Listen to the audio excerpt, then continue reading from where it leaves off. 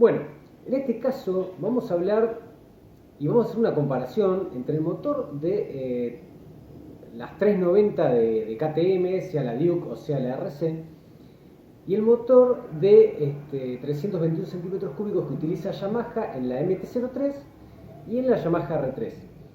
Realmente esta comparación es muy interesante y vamos a explicar las diferencias básicamente que hay entre un monocilíndrico y un bicilíndrico para que se entienda y se rompa un poco con esto, porque en este segmento en particular, sobre todo el de la MT y el de la Duke, que son motos un poco más polivalentes y no responden a extremos de enduro pura sangre, que son todos monocilíndricos, ni extremos de motos de velocidad, que son todas de 4. Están en el medio, entonces a veces permiten jugar mucho con los motores, y sobre todo cuando utilizan motores que las marcas lo usan para distintos segmentos, como por ejemplo en este caso que estamos hablando de una semideportiva como la R3 o la RC, y una naked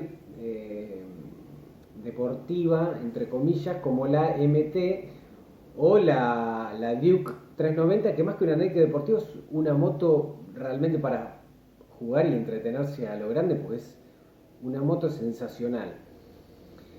Bueno, para empezar, ¿qué tenemos? Tenemos motores, por un lado 321 centímetros cúbicos de 2 cilindros, por el otro de 375 de un solo cilindro.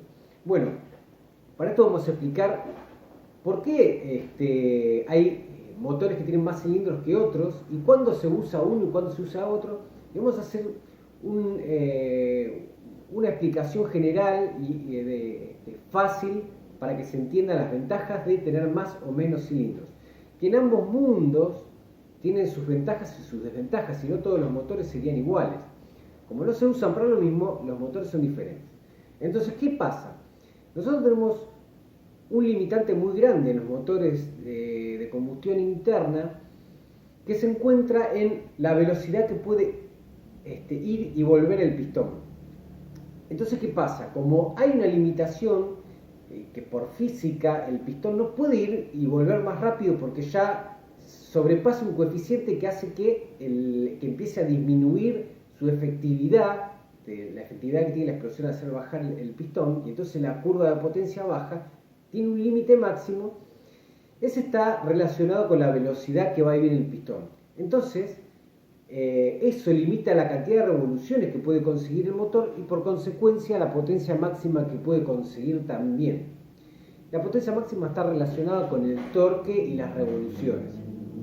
Pero bueno, entonces ¿qué pasa? Vamos a hacerlo claro. En un motor de 150 centímetros cúbicos, de la misma proporción que uno de 300, nosotros vamos a tener la mitad de distancia que recorrer para que el pistón suba y baje. Cuando da una vuelta el motor, el pistón sube hasta arriba y vuelve a bajar hasta el punto muerto inferior.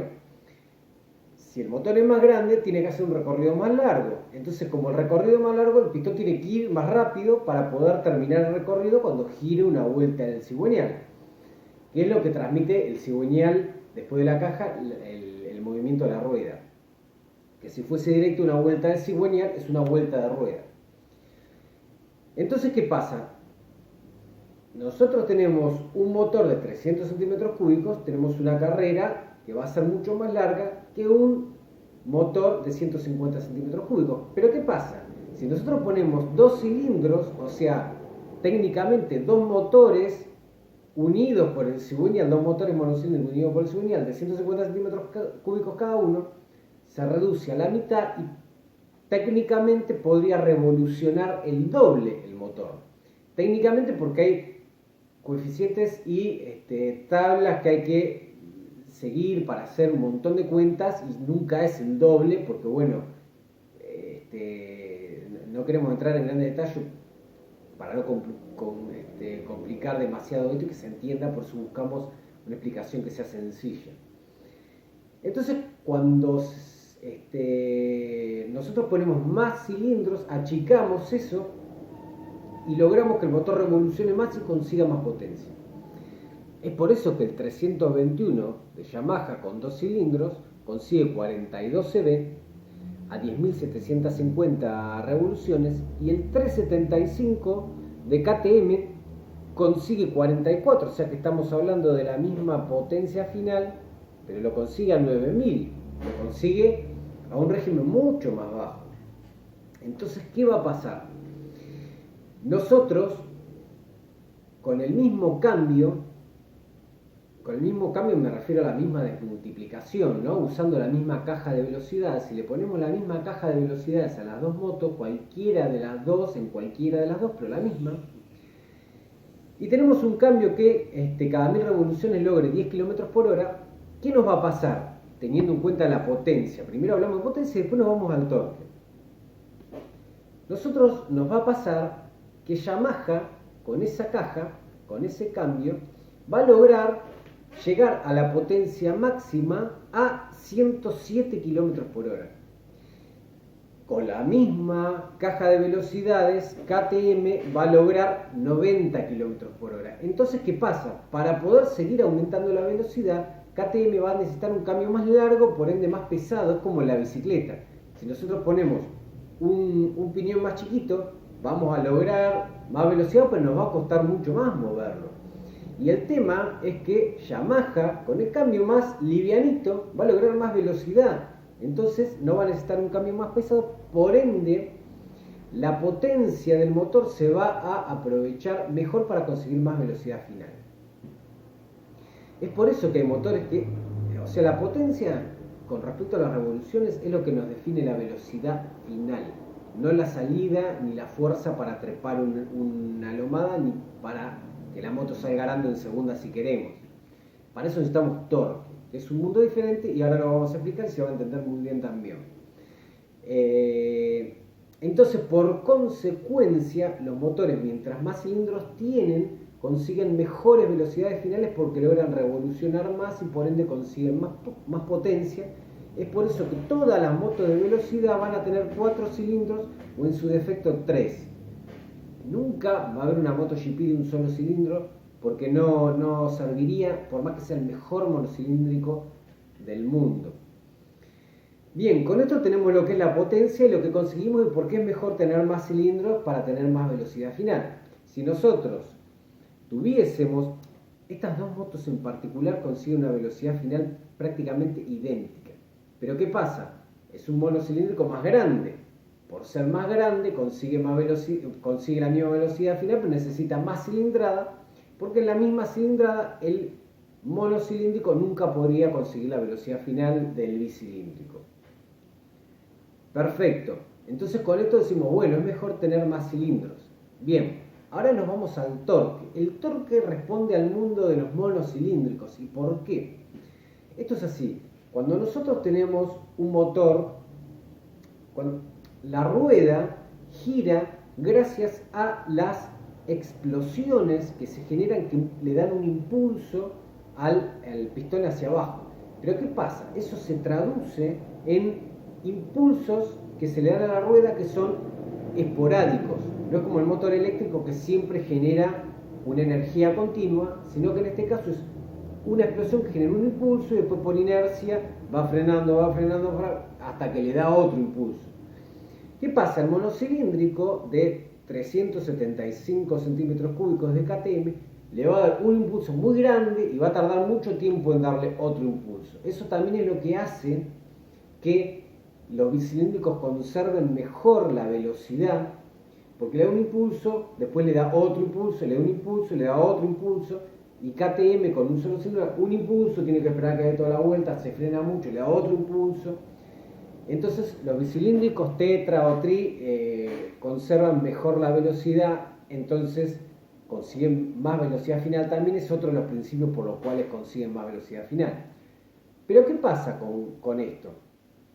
Si nosotros queremos clavar un clavo y le damos un golpe de 10 kilos, el clavo por ahí lo hacemos bajar 1 centímetro. Y si le damos 2 golpes de 5 kilos, va a bajar 1 centímetro. Probablemente rebote el martillo porque el golpe es muy débil.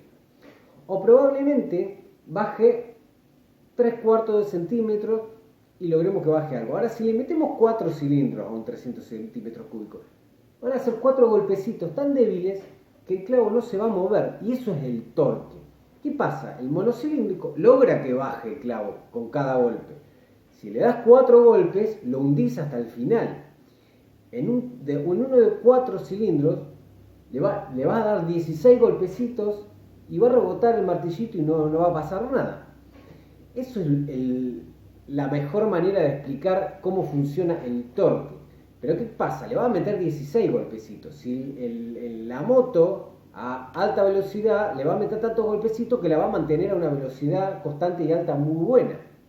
Pero no va a tener torque el motor de 4 cilindros. El motor de un cilindro va a tener muchísimo torque. Y esto también responde a que cuando la carrera es más larga, gracias a que tiene más cilindrada, también hay motores de carrera larga y carrera corta, pero en este caso los dos son super cuadrados que responden a un 50% de diferencia entre el ancho de la cabeza del cilindro contra el recorrido. Pues si nosotros acortamos y hacemos más ancho, más grande la cabeza del cilindro, tenemos la misma cilindrada, pero carrera corta o carrera larga, pero eso es un mundo más que nada para tratar en otros motores, porque en este caso son super cuadrados, no, es la misma proporción casi en los dos. ¿Qué pasa? Cuando tenemos una carrera muy larga, nosotros tenemos el pistón que sube y baja, con un brazo, que es la biela, que va al cigüeñal, que es lo que gira, que hace girar la rueda después. Cuando es más largo el recorrido, el brazo del cigüeñal está más alejado del centro el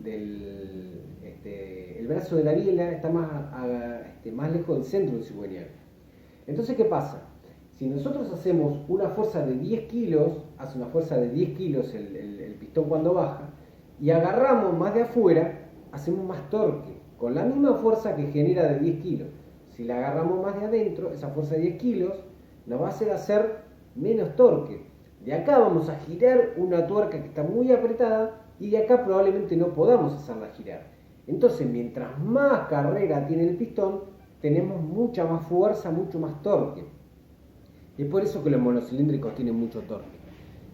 ¿Qué pasa? Si nosotros ponemos un motor en un cuatriciclo de 350 centímetros cúbicos, que es un motor relativamente chico, de un solo cilindro, vamos en un médano, las ruedas a 2000, 3000 vueltas van a empezar a remover la arena y van a mover el cuatriciclo para arriba con facilidad. Vamos a poner segunda y va a seguir removiendo la arena y el cuatriciclo va a llegar a la cima enseguida. Si le metemos un motor de 300 centímetros cúbicos de 4 cilindros a un cuatriciclo, no va a querer subir ni en primera. Y vamos a tener que acelerar muchísimo y lo vamos a tener que tener a 15.000 revoluciones para que vaya subiendo como pueda. Y no va a servir para nada, el motor lo vamos a reventar y no va a servir. Es imposible un motor de eso en un cuatriciclo, sería ilógico, pues no nos dejaría hacer lo que queremos hacer. Pero ¿qué pasa? Si ese cuatriciclo lo ponemos en una recta, en una calle, con el 300 centímetros cúbicos de 4 cilindros, lo vamos a llegar a 200 kilómetros por hora. Y con el 300 centímetros cúbicos monocilíndrico, lo vamos a llevar a 140, 130, con suerte 140. Pero como nunca vamos a andar a 140 en los médanos, realmente necesitamos torque, que es lo que vamos a usar todo el tiempo. Ahora, habiendo explicado esto, vamos a entender mucho mejor cómo se comporta un motor y el otro. Si nosotros, para explicar esto, siempre tenemos que poner el mismo motor con la misma caja de cambios y hacer una prueba. Si nosotros ponemos la misma caja de cambios, nos vamos a encontrar que, hablando del torque, el motor de Yamaha tiene 29.6 Nm a 9.000 revoluciones y el motor de KTM tiene 37 Nm a 7.000. No solo que tiene mucho más torque, sino que lo tiene mucho más abajo. Es lo que hablábamos de que si lo metemos en un cuatriciclo, ese motor va a trepar el médano con facilidad y el motor de Yamaha le va a costar muchísimo más. Y si nosotros ponemos una RC390 con un R3 o una Duke 390 con una NT03, le ponemos la misma caja, las ponemos a 2000 revoluciones cada una, con esa desmultiplicación de cada 1000 revoluciones 10 km por hora, aceleramos, vamos a 2000 revoluciones en línea recta andando, aceleramos las dos a fondo, la Duke 390 va a querer levantar la rueda y se va a disparar automáticamente, y la MT va a ver cómo se aleja rápidamente. Pero ¿qué pasa? En un momento la Duke ya no va a poder revolucionar más el motor, porque es un motor que es puro torque y poca potencia a pocas vueltas, tiene buena potencia pero a muy pocas vueltas. Se va a terminar el cambio y va a quedar a 90 km por hora, teniendo en cuenta que el corte lo pongan al límite máximo de RPM, que en realidad se pone alrededor de 1000 revoluciones más arriba. Ponele que esté el corte a 1000 revoluciones más arriba, hasta 10.000. La KTM va a llegar a 100 km por hora y se terminó el cambio. Con ese cambio no puede ir más rápido. Y por otro lado, si la ponemos el corte a 1000 arriba del máximo del motor de Yamaha, nos va a pasar a 120 km por hora al rato, y la KTM nunca más va a alcanzar a la Yamaha. Es por eso que es lo que nos vamos a encontrar, es eso. Nosotros andamos en la ciudad y vamos a acelerar la Duke, vamos a acelerar la RC y el motor va a ser explosivo, va a responder siempre. Vamos a acelerar la R3, vamos a acelerar la MT, y en comparación vamos a sentir que no tiene fuerza, pero después empieza a acelerar y empieza a levantar velocidad, y a la larga la termina pasando. Ahora, ¿la pasa? ¿No la pasa en línea recta? Bueno, gracias a la diferencia de cilindrada de la RC o de la Duke con la Yamaha, compensa un poco y logramos una velocidad final similar, aunque en la misma moto, si le pusiéramos el mismo motor a cualquiera de las dos motos y hacemos un top speed, por conseguir casi la misma potencia, menos revoluciones, el motor de la KTM consigue menos, o sea, técnicamente va a lograr menos velocidad que el motor de Yamaha, por el simple hecho que la potencia está mucho más abajo. Entonces, bueno, de esta manera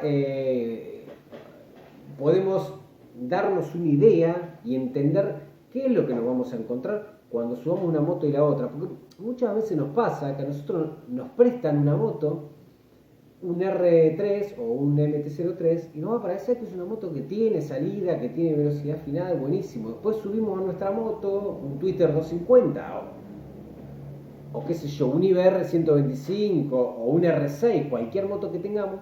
Cuando nos prestan a los 2 o 3 meses una Duke 390, un RC 390, no vamos a poder realmente determinar si realmente sentimos que tiene más torque o no que la R3, que nos pareció que tenía buen torque o nos pareció que tenía poco.